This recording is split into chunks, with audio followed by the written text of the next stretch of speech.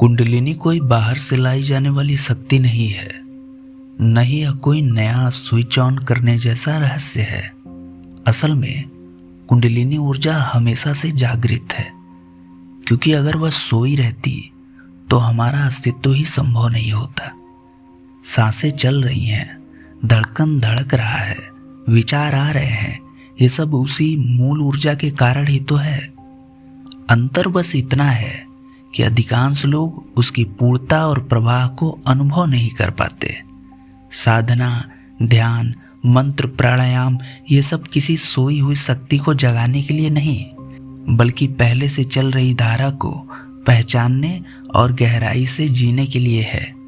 ओशो ने भी कहा था, कुंडलिनी सोई हुई नहीं है, तुम सोए हुए हो। जब तुम जागोगे तो देखोगे कि वह नृत्य कर रही है। इसलिए साधना का रहस्य यह नहीं कि कुंडलिनी को जगाना है, बल्कि यह है कि अपनी चेतना को इतना संवेदनशील बनाना है कि हम उसके सतत प्रवाह को अनुभव कर सकें। बाबा जी के अनुसार अगर कुंडलिनी वास्तव में सोई होती तो इंसान मृत होता। यह शक्ति हर क्षण हमारे शरीर, मन और आत्मा में प्रवाहित है। फर्क सिर्फ इतना है कि यह सामान्य स्तर पर प्राण के रूप में अनुभव होती है और साधक के लिए अत्युच्च स्तर पर शिव शक्ति मिलन का रूप ले लेती है। सोई हुई नहीं, ये शक्ति ढकी हुई है। बाबा जी ने समझाया कि यह ऊर्जा किसी सांप की तरह कुंडली मारकर बंद नहीं है, बल्कि अज्ञान, वासना और असंवेदनशील चेतना की परतों से ढकी हुई है। जब साधक से परतें हटती हैं तो वही शक्ति अचानक जागृत लगती है, लेकिन असल में वह पहले से सक्रिय थी। क्रिया योग कुंडलिनी का संतुलित मार्ग है। बाबा जी ने क्रिया योग को इसीलिए दिया ताकि साधक बिना अति उत्साह और बिना नुकसान के धीरे धीरे इस शक्ति का अनुभव करे। उनका कहना था कि कई तांत्रिक पद्धतियां झटके से ऊर्जा को ऊपर खींचने की कोशिश करती हैं, जिससे मनोवैज्ञानिक और सामाजिक समस्याएं हो सकती हैं। कुंडलिनी कोई घटना नहीं, यह स्थिति है। बाबा जी की दृष्टि में यह कोई सिद्धि नहीं थी कि आज सोई हुई कुंडलिनी कल उठ गई। यह एक अवस्था है जब साधक अपनी आत्मा को परमात्मा से एकरस अनुभव करने लगता है। जब स्पष्ट हो जाता है कि जिस शक्ति को लोग सोई हुई कुंडलिनी कहते हैं, वही तो हमेशा उनके जीवन की धड़कन रही है। अधिकांश ग्रंथों में कुंडलिनी को सोई हुई शक्ति कहा गया है, जो मूलाधार में कुंडली मारकर बैठी है। बाबा जी ने इसे प्रतीकात्मक भाषा माना। उनके अनुसार कुंडली मारे सांप का अर्थ है शक्ति का संकुचित और सीमित अनुभव। जब मनुष्य अज्ञान और अहंकार में बंधा है तो उसकी ऊर्जा केवल भोग और जीवित रहने की प्रवृत्ति तक सीमित रहती है। जैसे ही साधना आती है, यह ऊर्जा धीरे धीरे विस्तृत होती है। कुंडलिनी पहले से ही सक्रिय क्यों है? अब बाबा जी के अनुसार अगर कुंडलिनी सच में सोई होती तो हृदय धड़कता नहीं, प्राण चलता नहीं, बुद्धि सोचती नहीं।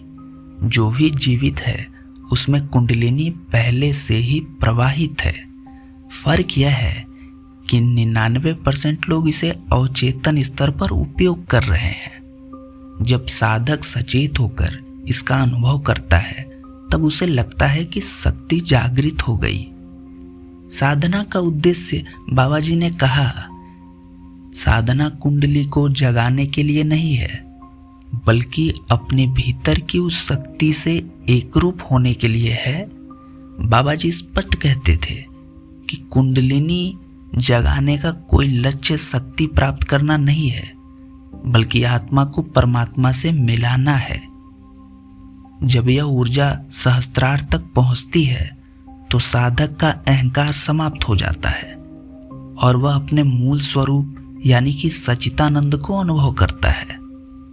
अनुभव का सबसे बड़ा सत्य यह है कि बाबा जी के अनुसार जब कुंडलिनी सही ढंग से ऊपर उठती है तो साधक के भीतर शांति, करुणा, दिव्य संगीत प्रकाश और आनंद की लहरें भर जाती हैं।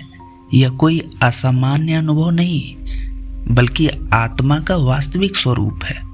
बाबा जी कहते थे कि साधकों की सबसे बड़ी भूल यह है कि वे कुंडलिनी को कोई छुपा हुआ गुप्त खजाना मानते हैं, जबकि सच यह है कि हर इंसान श्वास ले रहा है, यही प्राण शक्ति है। हर इंसान चेतना रखता है, यही कुंडलिनी की अभिव्यक्ति है। फर्क सिर्फ इतना है कि ऊर्जा बिखरी हुई है, केंद्रित नहीं है। साधारण जीवन में कुंडलिनी नीचे के चक्रों में अटकी रहती है। मूलाधार यानी डर और असुरक्षा, स्वादिष्ठान वासना और सुख की चाह, मणिपुर यानी कि शक्ति, पैसा और नियंत्रण। बाबा जी का कहना था कि इंसान का जीवन तभी बदलता है जब वह इस ऊर्जा को ऊपर की दिशा में ले जाए। अनाहत हृदय प्रेम और करुणामय हो। आज्ञा जो है वो ध्यान और ज्ञानमय हो। सहस्त्रार्थ जो है वो परमात्मा से मिलन की ओर हो। बाबा जी का यह वाक्य बहुत प्रसिद्ध है कि अधकचरे योगी कुंडलिनी से खेलते हैं और अंत में विक्षिप्त हो जाते हैं। मतलब अगर किसी ने सिर्फ किताब पढ़कर बिना अभ्यास और मार्गदर्शन के कुंडलिनी को जोर से जगाने की कोशिश की तो ऊर्जा गलत दिशा में जाकर नकारात्मक अनुभव पैदा करती है। इसके लक्षण डरावने दृश्य, अनियंत्रित कंपन, मानसिक अस्थिरता और कभी कभी तो पागलपन तक हो सकता है। कुंडलिनी का दिव्य अनुभव। जब सही साधना से कुंडलिनी ऊपर उठती है तो रीढ़ में हल्की गर्मी और प्रकाश का अनुभव होता है। अनाहत चक्र तक पहुंचते ही दिव्य करुणा और प्रेम की लहरें आती हैं। आज्ञा चक्र पर साधक को आंतरिक प्रकाश, नाद और गहरी मौनता का अनुभव होता है।